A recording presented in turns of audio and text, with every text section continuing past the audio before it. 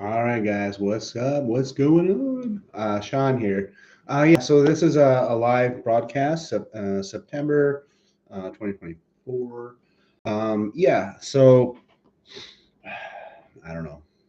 I don't have a specific set of pieces of information I'm looking to share. It's more just, I've just felt like it's been a little bit too long and I've learned some things and I want to at least express and share what I've started to understand, things that are maybe different from when I used to post many videos. So I will definitely be open to whatever questions you might have, and I'll do my best to answer them. But let me just explain what happened about 2 weeks ago to me. It was one of the most ridiculous the experiences I've had physically. It's just I've ever since I started to open up to um, the deeper meaning of reality and started to really seek what I was as a consciousness, what is a human, what is reality, seeking the bigger information, right? That would have been the late 90s. I was 23 years old and my buddy started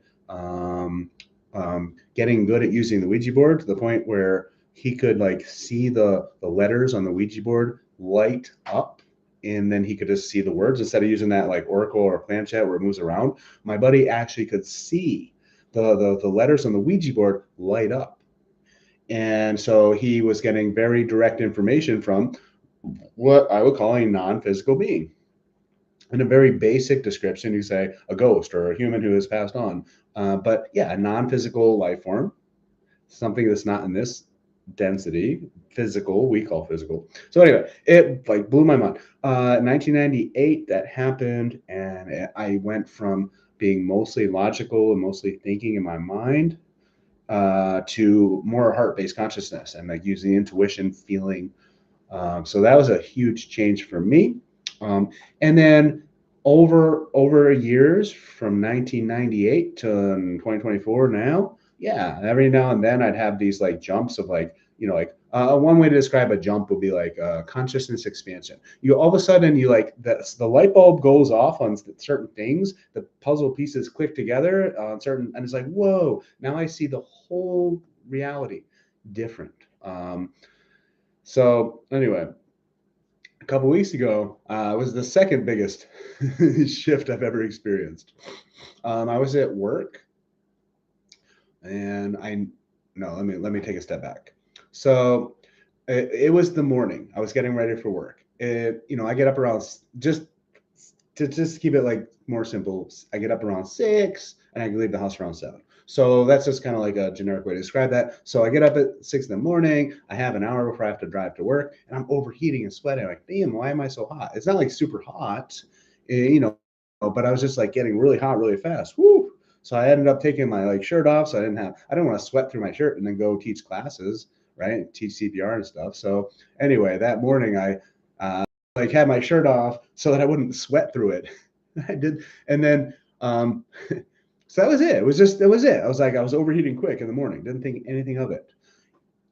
In retrospect, that night before I woke up, I had a weird experience of the muscle cramping, a hamstring. So think about your leg. If you were to bend your leg and then the muscle tightens and you got to straighten your leg to make it loosen out.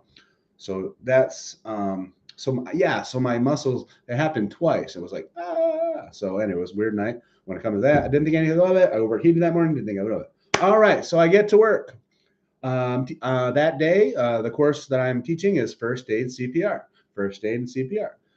And I was trying to get my day set up. I'm going to get the CPR mannequins, on the floor with the knee pad things, and trying to write on the board information. And it was so hard for me to do it. I was getting so tired and so winded. I was getting exhausted. I felt like it seemed like I was 150 years old.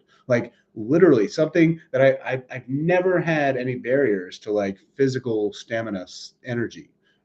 Yeah, Cardio, like, yeah, I've gotten lazy when it comes to cardio in my older years, relatively speaking. So, and yeah, so I'm not talking about that. I'm saying like I could be in a complete rested state. And if I walk down the stairs, I'm winded and I need to like catch my breath and sit in front of a fan so the sweat won't pour out of my face for walking down the damn stairs. Something I could do 1,000 times in a row if I really wanted to. So it was really weird. I was so limited physically. I was overheating and sweating bad. So I actually had to go home from work. And I hadn't like gone home sick from work in a long time, 10, 15 years probably. And that was weird. All right. So here's the rest of it. So when I got home, yeah, I set my, basically I was going to be just chilling on the couch with a fan blowing on me. And yeah, when I'm resting, like it's fine, but I can't do much physically. It's just so weird. I thought, do I have a disability now, physical disability? Am I not going to be able to do my job anymore? I'm going to find a different job. Like it was this, whoa, like I can't like go out and do yard work. Like I physically can't. And 24 hours later, it completely subsided and I was back to normal. Uh, and I also figured out things during that 24 hours. So I was like more wise when it came to like spiritual concepts. So I don't know what the heck that was. I'm just explaining to you guys what I went through. Call it a spiritual awakening. But no, my ass woke up in 98. So yeah, it was something, it was different, man. But I am in such a good place now. I'm feeling so much in the heart center. Man. So I'm doing the best I've ever been in this physical world in this lifetime. So it was even though it was not scary, a little bit confusing. Boom! It ended up being freaking awesome. So anyway, so cool, so cool. And I also learned more about the chakras and stuff. So that's just kind of a brief update on that. 1 second.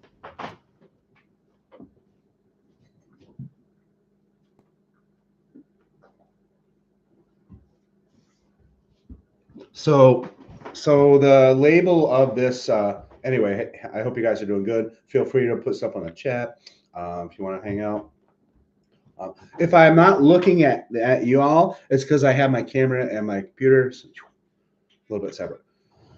So, but yeah, so if they're all writing to me, I'll be like, but anyway, but yeah, if you want to hang out, if you have questions, you want to touch base, that's cool. Um, yep. So 7 densities of consciousness, super interesting. The law of one channeled information. That's going to be where you're going to get the good stuff when it comes to this information. I don't know. So, what does Sean want to say? All right, fine. Let's talk about the chakras. All right. There's plenty of people in this world right now who know a lot more about what we might call chakras. I was aware of them for sure. I mean, heck, yeah, definitely aware. But now I have a more, I don't know, just a better understanding. I mean, and as if you've been following me for a while, you probably know or have the understanding or impression that I'm not going to like try to articulate and explain things if I don't really get it. No way. I just no. Unless I say I don't really get it. Here's just like my guess, my wild guess. All right. So with the chakras, all right. So there's 7 main chakras. I think there's hundreds of others, but those are the main 7, right? Energy centers. And think of like there's 7. The bottom 3 are more connected to the earthly stuff, the ego, the physical. Then you have the fourth one is the heart, and then the other 3 are like more spiritual. So the bottom 3 are more earthly, the middle is the heart, and then the top 3 are more spiritual. So that's a very basic way to describe the chakras. Now, the main message when it comes to understanding chakras better that I want to share with you all has to do with how to feel awesome in this world, how to feel peace, happiness, joy, balance, all bliss, even bliss, all these cool things, all these cool things. And you might have even heard balancing the chakras. Balancing the chakras. You might have heard blockages. Yeah. That's the kind of the stuff I'm like want to talk about. Okay. So all right, so let's think about it. Let's think about it.